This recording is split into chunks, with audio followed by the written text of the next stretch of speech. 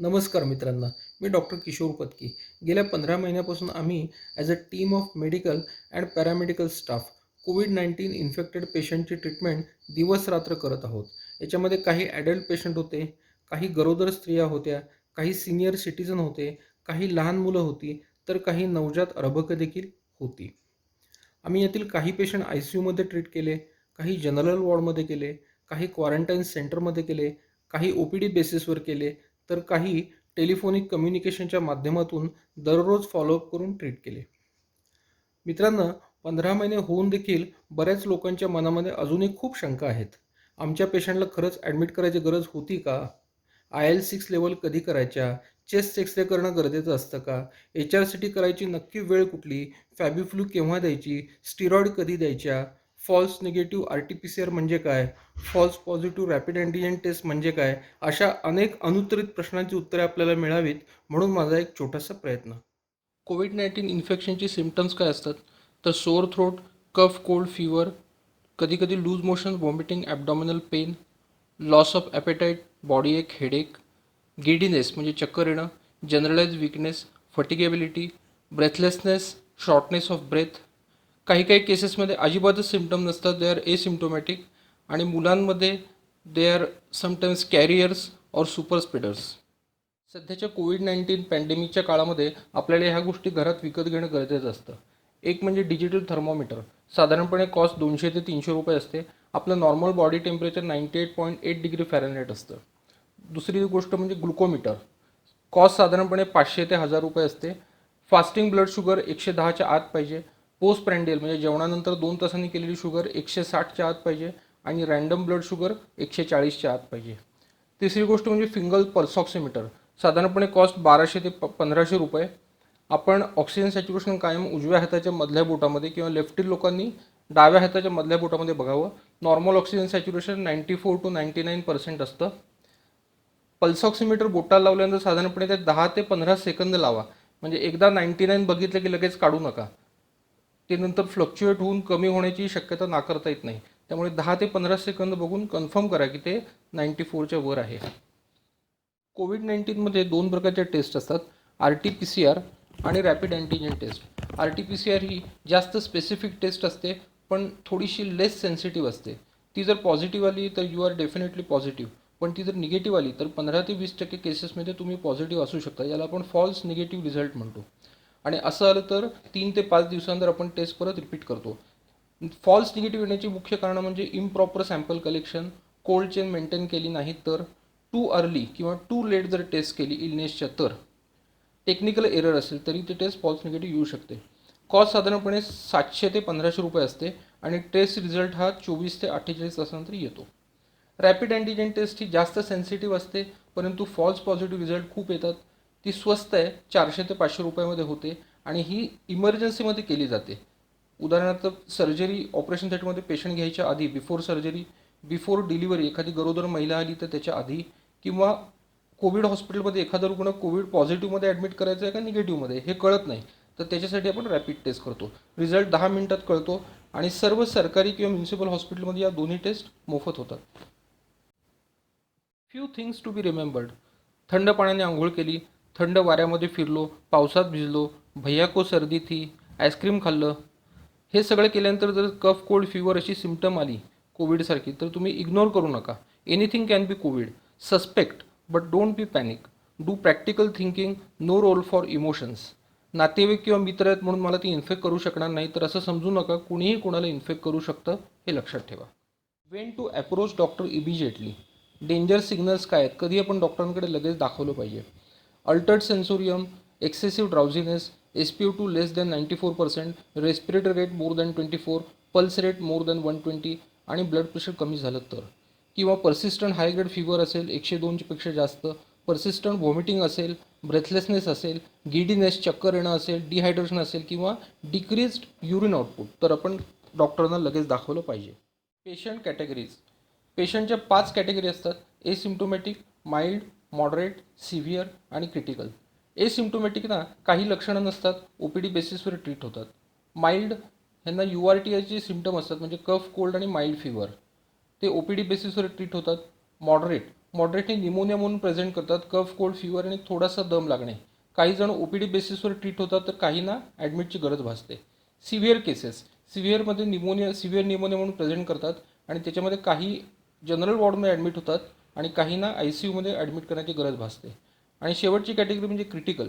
हे serious patient असतात, ARDS म्हणून प्रेझेंट करतात, ॲक्यूट रेस्पिरेटरी डिस्ट्रेस सिंड्रोम किंवा सेप्टिक शॉक. ह्यांना आय सी यूमध्ये स्पेशल ट्रीटमेंट देण्याची गरज असते.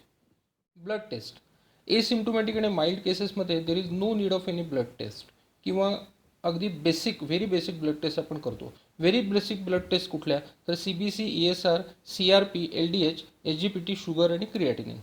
ह्याच्यामध्ये ESR, CRP आणि LDH हे ॲक्यूट फेज रिॲक्टंट्स आहेत, इन्फेक्शनमध्ये हे सगळे वाढतात. SGPT हे लिव्हरचं जनरल फंक्शन सांगतं, RBS पॅनक्रियाचं जनरल फंक्शन सांगतं आणि क्रिएटिनिन हे किडनीचं ढोबळमानाने फंक्शन सांगतं. ह्यांच्या बाकी बऱ्याच टेस्ट आहेत किडनीचे, पण क्रिएटिनिन एक बेसिक टेस्ट आहे. CBCमध्ये आपण काय बघतो तर हिमोग्लोबिन कमी झालं का बघतो, WBC काउंट म्हणजे पांढऱ्या पेशी बघतो, साधारणपणे व्हायरल इन्फेक्शनमध्ये कमी झालेले असतात. लिम्फोसाईट बघतो, लिम्फोसाईट कमी होणं हे थोडंसं काळजीचं कारण असतं. NL ratio, neutrophil to lymphocyte ratio हा 4पेक्षा जास्त नको आहे. आणि प्लेटलेट, सिव्हिअर इन्फेक्शन असेल तर प्लेटलेट काही केसेसमध्ये कमी झालेले असतात. ह्याच्यामध्ये काही स्पेशल टेस्ट आहेत, जसं डी डायमर हे क्लॉटिंग किंवा कोॲग्युलेशन सुरू झाल्याचे संकेत देतं. फेरिटिन हे इन्फ्लमेशन वाढल्याचा संकेत देतं. इंटरल्युकिन 6 ही थोडीशी एक्सपेन्सिव्ह टेस्ट आहे, महागडी आहे, 2 ते 3,000 रुपये लागतात. सायटोकाइन स्टॉर्ममध्ये IL-6 लेवल ही 50 ते 100 पट वाढलेली असते. आणखीन टेस्ट कुठल्या तर PTINR, ब्लिडिंग होत असेल तर PTINR आपण बघतो. प्रोकॅल्सिटोनिन हे पण एक इंडिकेटर आहे. ABJ, आर्टेरियल ब्लड गॅस, जे पेशंट व्हेंटिलेटरवर असतात, NIV किंवा इन्व्हेजिव्ह व्हेंटिलेटरवर असतात, तर त्या पेशंटमध्ये व्हेंटिलेटर सेटिंग चेंज करायसाठी ब्लडचा pH किती आहे, ॲसिडोसिस आहे का, बायकार्बोनेट किती आहेत, ऑक्सिजन किती आहे, कार्बन डायऑक्साईड किती आहे, ह्याच्यासाठी आपण ABG करतो. मायोकार्डियल इंजुरी जर आपण सस्पेक्ट करत असेल, हार्टवरती इफेक्ट झाला आहे का, तर आपण ECG, 2D एको आणि कार्डियक ट्रोपोनिन आणि यासारख्या आणखीनही काही टेस्ट आहेत ज्या मी मेन्शन केलेल्या नाहीत, ते आपण करतो. कोमॉर्बिडिटी, आता कोमॉर्बिडिटी काय असतं तर diabetes, hypertension, bronchial asthma, COPD, ischaemic heart disease, cardiac surgery, cancer patients, renal disease, liver disease, immunocompromise states जसं HIV infection, patient on steroids, patients on chemotherapy, radiotherapy, age more than 60 years. आणि ह्या सगळ्या comorbidity जर controlled असतील तर काळजी करायचं काही कारण नसतं. रेडिओलॉजिकल इन्व्हेस्टिगेशन, कोविडमध्ये एक्सरे चेस्ट आणि HRCT चेस्ट ही 2 रेडिओलॉजिकल इन्व्हेस्टिगेशन्स आहेत. एक्सरे चेस्टमध्ये काय बघतो आपण तर पेशंटला निमोनिया आहे का, साधारणपणे लोअर झोनला निमोनिया दिसतो, ग्राउंड ग्लास ॲपिअरन्स, प्लुरल इफ्युजन, छातीत पाणी भरलं आहे का बघतो, लंग कोलॅप्स आहे का बघतो. अर्ली डिसीजमध्ये एक्सरे चेस्ट हा बऱ्याचदा नॉर्मल असतो, पण पेशंटला जर दम लागत असेल, जास्त ताप असेल किंवा अंग दुखत असेल तर आपण HRCT चेस्ट हा लवकर करतो, ज्याच्यामध्ये फुफ्फुसाचं डिटेल स्टडी कळतो आपल्याला, कारण त्यात आपण 1 मिलीमीटरचे कट्स घेऊन इमेजेस काढतो. पेशंटचे क्लिनिकल सिम्पटम्स, लॅबोरेटरी रिपोर्ट्स आणि कोमॉर्बिडिटी यानुसार फिजिशियन ठरवतात की एक्सरे करायचा, CT स्कॅन करायचा का काहीच करायचं नाही. प्रत्येकामध्ये एक्सरे आणि CT स्कॅन करायची गरज नक्कीच नसते. HRCT चेस्ट, HRCT स्कोरिंग हे 0 ते 25 असतं. 0 to 8 म्हणजे माइल्ड स्कोर, 9 ते 15 मॉडरेट स्कोर आणि 16 ते 25 सिव्हिअर स्कोर. मॅक्सिमम स्कोर हा 25 असतो. आपल्याला 2 लंग्स असतात, राईट आणि लेफ्ट. राईट लंगचे 3 लोब असतात, लेफ्ट लंगचे 2 लोब असतात. प्रत्येक लोब हा 5 भागांमध्ये परत डिवाईड केला तर 5 5 25 असे 25 भाग होतात. त्या 25 भागांपैकी किती भाग अफेक्टेड आहेत, किती भागांमध्ये निमोनिया आहे, त्यावरून स्कोर आपला सांगितला जातो. HRCT स्कोर हा खूप स्पेसिफिक आहे, फुफ्फुसांचा सखोल अभ्यासाची यातून कल्पना येते. दुसरं एक असतं कोरॅड स्कोर. कोरॅड स्कोर हे HRCTच्या फाइंडिंग्जनुसार COVID-19 इन्फेक्शनच्या संशयाची तीव्रता आपण ग्रेडिंग करतो, म्हणजे लेवल ऑफ सस्पिशन किती आहे. ह्याच्यामध्ये 1 2 3 4 5 6 असे ग्रेडिंग असतं. पहिल्या 3मध्ये 1 2 3मध्ये कमी शक्यता असते इन्फेक्शनची आणि 4 5 6 जसा नंबर वाढत जातो तसे हाय रिस्क पेशंट येतात आणि PCR ही 6 नंबरमध्ये पॉझिटिव्ह असते. When to be aggressive in doing blood and radiological investigation. Comorbidity असतील तर, सिव्हिअर सिम्पटम असतील तर, जसं जास्त रेस्पिरेटरी रेट, जास्त heart rate, SpO2 less than 94, breathlessness, altered sensorium किंवा वेगळं काही प्रेझेंटेशन, अनयुज्युअल प्रेझेंटेशन. आता हॅपी हायपॉक्सिया म्हणजे काय तर SpO2 75 to 90% असतो, म्हणजे बऱ्यापैकी कमी झालेला असतो, पण पेशंटला काहीही लक्षणं नसतात, दम लागत नाही, चेस्ट रिट्रॅक्शन नाही आहेत, रेस्पिरेटरी रेट वाढलेलं नाही, अंग, ओठ किंवा नखं काही निळं पडलेलं नाही आहे, त्याला हॅपी हायपॉक्सिया असं म्हणतो. पेशंट कम्फर्टेबल असतो. परंतु काही तासानंतर साधारणपणे 12 ते 24 तासानंतर यांना त्रास व्हायला चालू होतो आणि म्हणून पल्स ऑक्सिमीटर घरी असणं खूप महत्त्वाचं असतं. त्याच्यामध्ये आपण हाय रिस्क केसेस अगदी अर्ली स्टेजमध्ये डिटेक्ट करू शकतो आणि हॉस्पिटलला पाठवू शकतो. Never rush in doing ferritin level, D dimer level, IL-6 level and HRCT chest. हे का नाही करायचं लगेच? तर त्या खूप एक्सपेन्सिव्ह टेस्ट आहेत. IL-6 साधारणपणे 3 ते 4,000 रुपये लागतात. HRCT 3 ते 5,000 रुपये. डिसॲडव्हान्टेज काय करण्यामागे?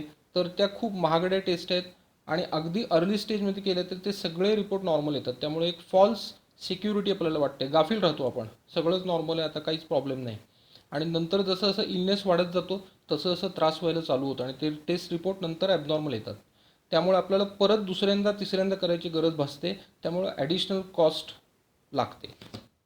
OPD treatment. टॅबलेट ॲझिथ्रोमायसिन 250 2 वेळा, टॅबलेट डॉक्सिसायक्लिन 100 mg 2 वेळा, टॅबलेट आयव्हरमेक्टिन 12 mg 1 वेळा, हे 5 दिवस घ्यायचं. टॅबलेट हायड्रॉक्सिक्लोरोक्विन आपण सध्या वापरत नाही कारण त्याच्यामुळे कार्डियक अरिथमियाज बऱ्याच पेशंटमध्ये दिसून आलेले आहेत.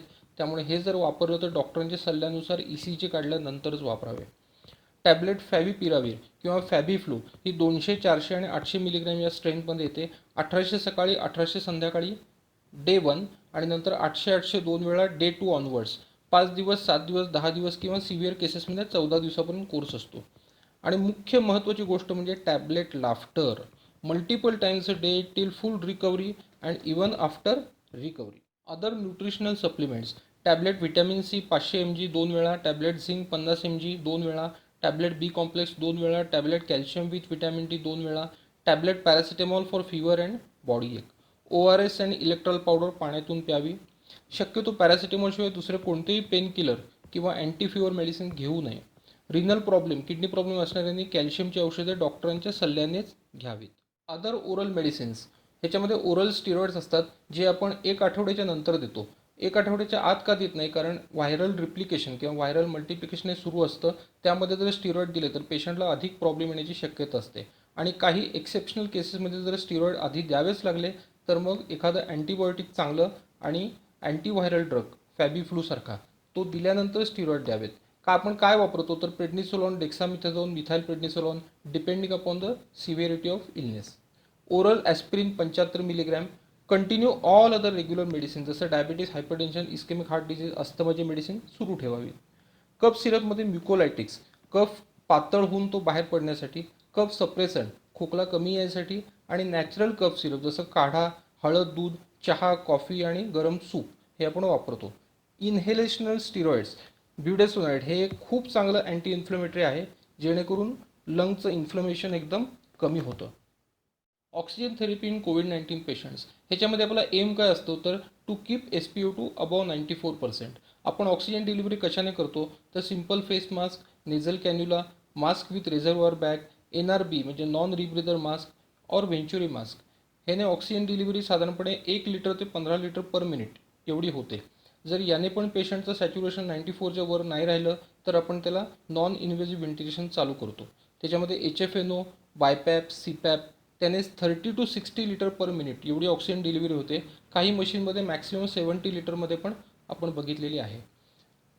आणि या सर्व गोष्टींनी जर ऑक्सिजन सॅच्युरेशन मेंटेन राहत नसेल, पेशंट रेस्पिरेटरी फेल्युअरमध्ये जात असेल, पेशंटचे एफर्ट कमी पडत असतील तर मग त्याला एंडोट्रॅकियल इंट्युबेशन करून इन्व्हेजिव्ह व्हेंटिलेशन आपण सुरू करतो. परंतु रिझल्ट हे इन्व्हेजिव्हपेक्षा नॉन इन्व्हेजिव्ह व्हेंटिलेशनचे जास्त चांगले आहेत. इंजेक्टेबल मेडिसिन्स आपण कुठले वापरतो तर IV फ्लुइड्स. पेशंटला अशक्तपणा असतो, फ्लुइड इलेक्ट्रोलाइट इम्बॅलन्स असतो, तोंडाने इनटेक कमी असतो. IV अँटीबायोटिक्स आपण खूप काळजीपूर्वक स्टेप बाय स्टेप अँटीबायोटिक वापरतो. प्रत्येक केसनुसार आपण अँटीबायोटिक रेंजप्रमाणे वापरतो, एकदम हायर अँटीबायोटिक देत नाही. लो मॉलिक्युलेट हिपॅरिन हे क्लॉटिंग प्रिव्हेंट करण्यासाठी वापरतो. स्टिरॉइड्स डेक्सामिथाझोन, हायड्रोकॉर्टिसोन आणि मिथाइल प्रेडनिसोलॉन केसनुसार अँटी इन्फ्लेमेटरी म्हणून वापरतो. व्हिटॅमिन C किंवा एस्कॉर्बिक ॲसिड हे एक चांगलं अँटीऑक्सिडंट आहे, अँटी इन्फ्लेमेटरी आहे, इम्युनोमॉड्युलेटर आहे. 6 ग्रॅम ते 25 gram per day in divided डोसेसमध्ये आपण देतो आणि ह्याचा खूप चांगला रिझल्ट आम्ही बघितलेला आहे. अँटीबायोटिकपेक्षासुद्धा किंवा स्टिरॉइडपेक्षासुद्धा व्हिटॅमिन Cने खूप चांगलं काम केलेलं आहे. आणि रेमडेसिवीर ज्या त्या केसप्रमाणे आपण काळजीपूर्वक आणि पुरवून हे इंजेक्शन वापरतो. मुलांमध्ये आपण IVIG, हिपॅरिन, ॲस्पिरिन, स्टिरॉइड्स आणि गरज भासली तरच रेमडेसिवीर वापरतो. रेमडेसिवीर रेमडेसिवीर हा एक अँटीव्हायरल ड्रग आहे. तो कधी दिला जातो तर सिव्हिअर हायपॉक्सिया किंवा no response to other medical line of treatment असं असेल तर देतो. त्यावेळी आपण पेशंटचं वय, कोमॉर्बिडिटी ह्या पण कन्सिडर करतो. पेशंट जर लिव्हर डिसीज असेल, किडनी डिसीज असेल तर हा ड्रग आपण देत नाही. रेमडेसिवीर देण्यापूर्वी डॉक्टर म्हणजे जे डॉक्टर पेशंटला ट्रीट करत आहेत ते डॉक्टर पेशंटचे सर्व clinical parameters, laboratory parameters, radiological parameters हे सगळ्यांची व्यवस्थित असेसमेंट करतात आणि रिस्क बेनिफिट रेशो कॅल्क्युलेट करतात. दिलं तर किती रिस्क आहे रेमडेसिवीर, नाही दिलं तर किती रिस्क आहे, बेनिफिट किती आहे दिलं तर नाही दिलं तर, हे सगळ्यांचा ताळमेळ लावून मगच रेमडेसिवीरचं डिसिजन घेतात आणि देतात. WHO ICMR यांच्या सर्वेनुसार रेमडेसिवीर दिल्यामुळं पेशंटचा हॉस्पिटल स्टे कमी होतो. म्हणजे जो पेशंट 10 दिवसात डिस्चार्ज होणार असतो तो जर रेमडेसिवीर दिला तर 8 दिवसात डिस्चार्ज होईल इतकेच. Remdesivir is not related to mortality. दुर्दैवानं जो पेशंट रेमडेसिवीर न देता दगावला आहे तो पेशंट रेमडेसिवीर देऊन देखील दुर्दैवानं वाचू शकत नाही. It is not related to need for ventilation. म्हणजे काय तर ज्या पेशंटला रेमडेसिवीर न देता मेकॅनिकल व्हेंटिलेशन लागले आहे त्या पेशंटला रेमडेसिवीर देऊन देखील मेकॅनिकल व्हेंटिलेशन हे लागतेच. हेच या सर्वेमध्ये सिद्ध झाले आहे. त्यामुळे सध्या असलेली रेमडेसिवीरची कमतरता, वाढणारी रुग्णसंख्या आणि नातेवाईकांची रेमडेसिवीरसाठी होणारी धावपळ हे सर्व विचारात घेता वरील बाबी आपण सर्वांनीच समजून घेणं गरजेचं आहे. आणि रेमडेसिवीर न देता साधारणपणे 65 ते 92 या वयोगटातले कित्येक रुग्ण आमच्याकडून बरे झाले आहेत. त्यामुळे रेमडेसिवीरसाठी आपण जास्त पळापळ करू नये. टोसिलिझुमॅब हा ड्रग आपण सायटोकाईन स्टॉममध्ये देतो. ॲप्रॉक्सिमेट कॉस्ट 45,000 ते 60,000 रुपये. सायटोकाईन स्टॉम जनरली 7 ते 10 दिवसाच्या दरम्यान कोविड-19 पेशंटमध्ये येतं. ते बहुतेक करून सेप्टिक शॉक असोसिएटेड असेल तर जास्त प्रमाणात दिसतं. पेशंटची कंडिशन ही सडनली बिघडते, हायपॉक्सिया होतो, पेशंटचं ऑक्सिजन सॅच्युरेशन 60-70% जातं, रेस्पिरेटरी रेट वाढतो, हार्ट रेट वाढतो, चेस्ट रिट्रॅक्शन वाढतात आणि पेशंटचं IL-6 लेवल, इंटरल्युकिन-6 लेवल ही 50 ते 100 पट वाढलेली दिसू शकते. टॉसिलिझुमॅबचा एक डोस दिल्यानंतर कदाचित 12 ते 24 तासानंतर दुसरा डोसही द्यायला लागू शकतो. दुसरा ड्रग म्हणजे इटोलिझुमॅब हा मोनोक्लोनल अँटीबॉडी आहे. Cytokine storm. सायटोकाईन्स हे इन्फ्लेमेटरी प्रोटीन्स आहेत. They play important role during immune response. पेशंटचा इम्युन रिस्पॉन्स जितका ॲग्रेसिव्ह आहे तितकं सायटोकाईन स्टॉर्म झालेलं आपल्याला दिसतं. It is very rare condition in कोविड-19. जर कोविड-19 बरोबर सेप्टिक शॉक असोसिएटेड असेल तर हे सायटोकाईन स्टॉर्म आपल्याला जास्त प्रमाणात दिसतं. IL-6 लेवल्स 50 ते 100 पट वाढलेले असतात. पेशंटला हायपॉक्सिया, रेस्पिरेटर वाढतो, पल्स रेट वाढतो, रिट्रॅक्शन्स वाढतात. टॉसिलिझुमॅब, इटोलिझुमॅब हे ड्रग द्यायला लागतात. परंतु ते जर अवेलेबल नसतील तरी पण आपण हाय डोस स्टिरॉइड्स, मिथाइल प्रेडनिसोलॉन, हायड्रोकॉर्टिसोन, डेक्सामिथॅझोन हे पण आपण बऱ्यापैकी देऊन हे स्टॉर्म कंट्रोल करू शकतो. CT value in RT-PCR. CT म्हणजे सायकल थ्रेशोल्ड. कन्सिडर करा एक जत्रेमधलं मेरी गो राऊंड आहे. त्याच्यामध्ये प्रत्येक कंपार्टमेंटमध्ये व्हायरस बसलेत, कुठे जास्त बसलेत, कुठे कुठे कमी बसलेत. तर how quickly the virus is caught. जर कमी सायकलमध्ये व्हायरस पकडला गेला तर CT व्हॅल्यू कमी, जास्त सायकलमध्ये पकडला गेला CT व्हॅल्यू जास्त. CT व्हॅल्यू 35 पेक्षा कमी असेल तर टेस्ट पॉझिटिव्ह पकडतो आपण. मोर दॅन 35 असेल तर टेस्ट निगेटिव्ह असते आणि एक्झॅक्ट 35 असेल तर आपण परत रिटेस्ट करतो. More the CT value less is the viral load, less is the CT value more is the viral load. Inverse proportion असतं. परंतु हे क्लिनिकली बऱ्याच वेळा मॅच पण होत नाही असं मी बघितलं आहे. म्हणजे काय तर CT व्हॅल्यू जर जास्त असेल म्हणजे व्हायरल लोड कमी पाहिजे तर असे पेशंट व्हेंटिलेटरवर गेलेले सुद्धा आम्ही पाहिलेले आहेत. CT व्हॅल्यू ज्यांची कमी असते याचा अर्थ व्हायरल लोड जास्त आहे. पण हे पेशंट OPD बेसिसवर सुद्धा चांगले झालेले बघितले आहेत. सांगायचा मुद्दा हा आहे की घाबरून जाऊ नका, तसेच गाफीलही राहू नका. अलर्ट राहा, मॉनिटर करत राहा आणि आनंदी राहा. 6 minute walk test. Home isolation patients, quarantine सेंटरमधील पेशंट्स आणि माइल्ड आणि मॉडरेट सस्पेक्टेड पेशंट्स ह्याच्यामध्ये आपण SpO2 चेक करतो. नंतर 6 मिनटं नॉर्मल वॉकिंग करायला सांगतो पेशंटला, नॉट ब्रिस्क वॉकिंग. आणि नंतर परत SpO2 काही ड्रॉप झाला आहे का पाहतो. जर SpO2 ड्रॉप झाला तर डॉक्टरकडे जाऊन कन्सल्ट करण्याचा सल्ला यांना पण देतो. Patients sleeping position. कोविड-19मध्ये स्लिपिंग पोझिशन कशा हव्यात तर प्रोनिंग म्हणजे पालथं, राईट लॅटरल उजवी कुशी, सिटिंग आणि लेफ्ट लॅटरल डावी कुशी हे क्रमाने पाहिजे. 30 मिनटं ते 2 तास प्रत्येक पोझिशनमध्ये पेशंट घालवू शकतो. ह्याच्यासाठी प्री रिक्विजिट्स काय असतात तर पेशंटचं नॉर्मल मेंटल स्टेटस पाहिजे. क्लोज मॉनिटरिंग पॉसिबल झालं पाहिजे प्रत्येकाला आणि हिमोडायनॅमिक स्टॅबिलिटी पाहिजे. साधारणपणे 12 ते 16 तास आपण प्रोनिंग करू शकतो आणि प्रोनिंग जर आपण स्ट्रिक्ट मेडिकल सुपरविजन खाली केलं तर SpO2 हा वाढलेला नक्कीच दिसतो. प्रोनिंग हे कधी करायचं नाही? जर प्रेग्नन्सी असेल, जेवल्यानंतर 1 तास किंवा मेंटल इनस्टेबिलिटी असेल, पेशंटला ड्राउझिनेस असेल, अनकोऑपरेटिव्ह पेशंट असेल किंवा क्लोज मॉनिटरिंग ज्याच्यामध्ये पॉसिबल नाही, त्याच्यामध्ये प्रोनिंग करू नका. आणि प्रोनिंग करताना तुम्ही TV पहा, गाणी ऐका, विनोदी चुटके ऐका, नुसतं बसून राहू नका. सिम्पटम्स ऑफ कोविड-19 in newborn and toddlers and preschool age children. त्याच्यामध्ये fever off and on, lethargy, बाळ सुस्त होतं, इरिटॅबिलिटी, जास्त किरकिर करतं, रिफ्युजल ऑफ फीड, GI सिम्पटममध्ये loose motion, abdominal pain, vomiting, skin rash, oral rash, conjunctivitis, डोळे लालसर होणे, erythematous changes in lips and oral cavity, extremity oedema, हातापायाला सूज येते, and induration. Sometimes children are asymptomatic, they may be super spreaders. संशय वाटल्यास आपण त्यांची RT-PCR करून घेणे, जेणेकरून पॅरेंट्स, ग्रँड आणि सिबलिंग त्यांच्यापासून इन्फेक्ट होणार नाहीत. मुलांमध्ये MIS-C म्हणजे multiple inflammatory syndrome in children असं एक मल्टी ऑर्गन डिसफंक्शन दिसतं आपल्याला, ज्याच्यामध्ये respiratory organs, lungs, cardiovascular system, GI system, haematological system, liver, kidney यापैकी बरेच ऑर्गन अफेक्ट झालेले दिसतात आणि त्यांना ICUमध्ये चांगल्या प्रकारची ट्रीटमेंट लागते. डाएटिंग कोविड पेशंट्स हे खूप महत्त्वाचं आहे. Moderate to high protein diet, ह्याच्यामध्ये डाळ, सोयाबीन, स्प्राउट्स, चीज, पनीर, नॉनव्हेजमध्ये चिकन, फिश, अंडी, बॉईल फूड प्रिफर करा, फ्राईड जास्त करून नॉनव्हेज खाऊ नका. Avoid red meat. Water intake साधारणपणे 2.5 ते 3 लिटर पाहिजे. फक्त ज्यांना किडनीचे आणि कार्डियक प्रॉब्लेम्स आहेत किंवा जे पेशंट डायलिसिसवरती आहेत, क्रॉनिक रिनल फेल्युअरचे पेशंट आहेत, त्यांनी फ्लुइड आणि सॉल्ट रेस्ट्रिक्शन हे केलं पाहिजे डॉक्टरी सल्ल्यानुसार. साधे पाणी पिण्यापेक्षा आपण ORS, इलेक्ट्रॉल पावडरचं पाणी, लाईम ज्यूस, कोकोनट वॉटर, डाळीचे पाणी, भाताची पेज, पातळ खिचडी, सूप, काढा, फळे किंवा फळांचा रस घेणे प्रिफर करा. 3 पदार्थ जे आपली इम्युनिटी वाढवतात ते म्हणजे झिंक, व्हिटॅमिन C आणि आयरन.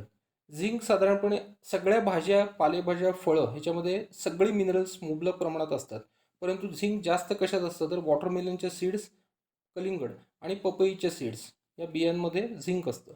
व्हिटॅमिन C हे सर्व सायट्रस फ्रूट्समध्ये असतं, मोसंबी, संत्री, लिंबू, चिंच, आवळा, पेरू. आणि आयरन हे हिरव्या पालेभाज्या, गूळ, खजूर, नाचणी, ड्राय फ्रूट्स, गाजर, बीट, सफरचंद यामध्ये असतं. Don't add excess sugar.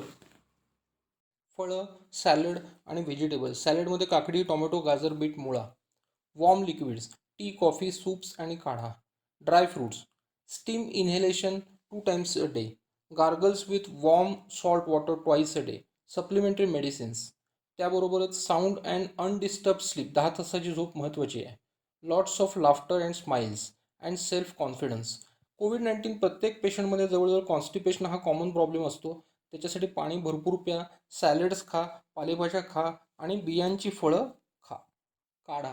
काढा कसा बनवायचा तर लवंग, वेलदोडे, दालचिनी, काळी मिरी, हळद, सुंठ, आले, बडीशेप, ओवा, तसेच तुळशीची पाने, ओव्याची पाने, गवती चहाची पाने हे सर्व आपण खलबत्त्यात बारीक कुटावे, पाण्यामध्ये घालावे व पाणी अर्धे होईपर्यंत उकळवावे.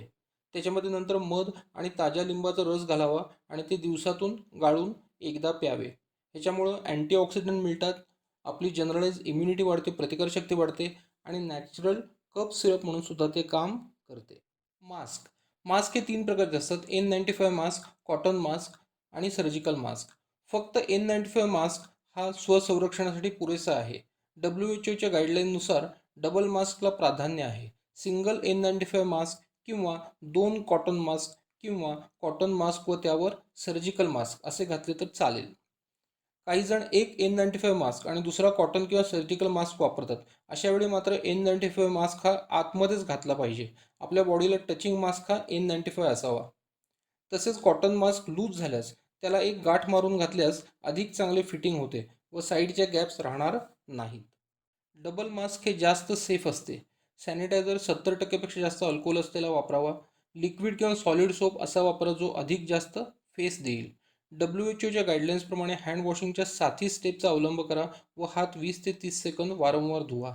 त्यामध्ये हाताचे तळवे, मागची बाजू, बोटांमधील गॅप्स, नखे व बोटे तसेच नखामधील गॅप्स बोटांच्या टिप्स, हाताचे कपिंग करून बोटाच्या मागील भाग, अंगठे, मनगट व फोरामचा काही भाग हे सर्व भरपूर फेस करून पुन्हा पुन्हा धुवायची सवय करा.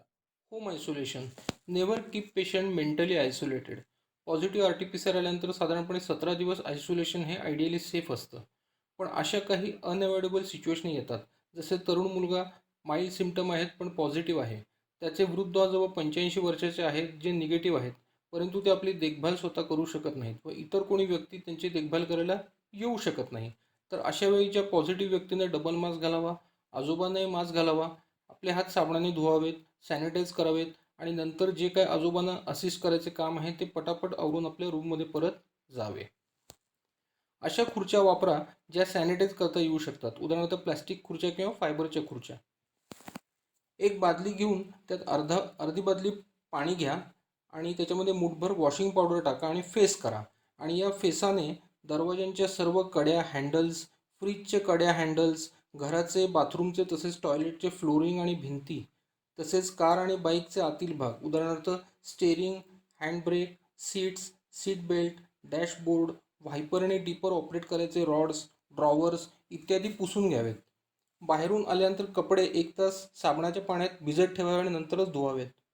Charger, mobile, wallet, pen, tiffin box, bottle आणि सॅक हेही वेगवेगळ्या मार्गाने सॅनिटाईज करून घ्यावे. ए सी शक्यतो वापरायचं टाळा, कारण ए सीचं टेम्परेचर 22 ते 25 डिग्री असतं आणि 40 ते 50% रिलेटिव्ह ह्युमिडिटी असते. अशा वातावरणामध्ये हा व्हायरस 5 दिवसापर्यंत सर्वाईव्ह होऊ शकतो. Virus loses it's viability at temperature more than 38 degree Celsius आणि ह्युमिडिटी मोर दॅन 95%. म्हणून स्टीम इनहेलेशन हे खूप बेनिफिशियल असतं. व्हाय चिल्ड्रन आर एसिम्प्टोमॅटिक, कारण त्यांच्यामध्ये BCG व्हॅक्सिन, MMR व्हॅक्सिन दिलेलं असतं आणि मुलांमध्ये थायमस ग्लँड ही बऱ्यापैकी ॲक्टिव्ह असते आणि ती इम्युनिटीचं मुख्य कारण आहे. तसेच मुलंही मास्क घालायला खूप टाळाटाळ करतात, एकत्र ग्रुपने खेळतात आणि बऱ्याच वेळा ते एसिम्प्टोमॅटिक असतात, माइल्ड केसेस असतात आणि often they are unnoticed. Oxygen concentrator machine हे आपल्याला साधारणपणे 5 लिटर पर मिनिट ऑक्सिजन देते. ज्या माइल्ड टू मॉडरेट केसेस आहेत, ज्यांना ऑक्सिजन रिक्वायरमेंट खूप कमी आहे, ते आपण घरच्या घरी ऑक्सिजन कॉन्सन्ट्रेटर मशीन वापरून ट्रीटमेंट घेऊ शकतो. तसेच जे क्रिटिकल पेशंट आहेत, परंतु ज्यांना ICU बेड सहजासहजी अवेलेबल होत नाही, त्या तात्पुरत्या प्रसंगी आपण घरी ऑक्सिजन कॉन्सन्ट्रेटर मशीन वापरून under doctors strict supervision and assistance आपण त्यांना इंजेक्टेबल मेडिसिन घरीच सुरू करून ऑक्सिजन चालू करून आपण ट्रीटमेंट सुरू करू शकतो.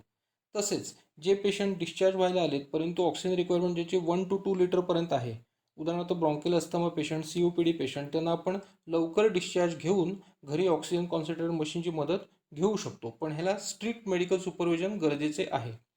काही मशीन कधीकधी 8 लिटर ते 10 लिटरपर्यंत सुद्धा ऑक्सिजन डिलिव्हरी देतात, जे नवीन मशीन आलेली आहेत ती.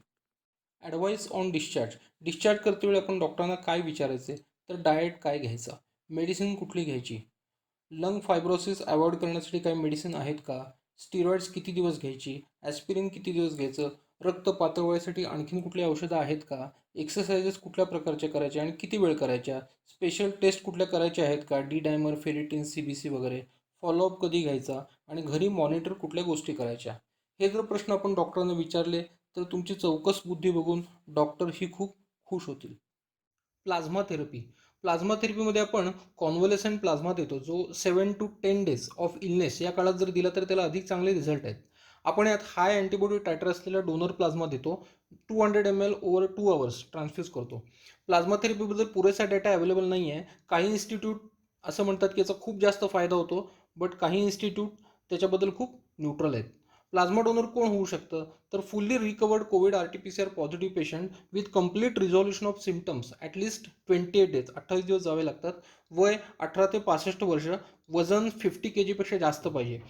And he cannot donate plasma if any comorbidities like diabetes असेल, हायपरटेन्शन असेल, लंग, लिव्हर, किडनी डिसीज असेल किंवा ते कुठल्या मेडिकेशनवर असतील तर प्लाझ्मा डोनेट करू शकत नाहीत.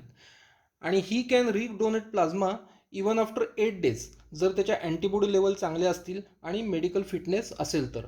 1 donor can give benefit to 2 patients. Exercises.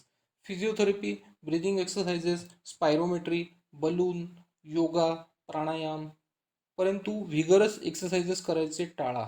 प्रत्येक केसनुसार एक्सरसाइज या वेगवेगळ्या प्रकारच्या व वेगवेगळ्या ताकदीच्या असतात. सोशल इश्यूज हा खूप महत्त्वाचा विषय आहे. स्प्रेड पॉझिटिव्ह मेसेजेस, सकारात्मक दृष्टिकोन बाळगा. Don't spread rumors. Don't hide after getting positive test results. People will appreciate you. लोक तुमचं कौतुक करतील. Call friends and families who are infected. Sharing is always caring for others.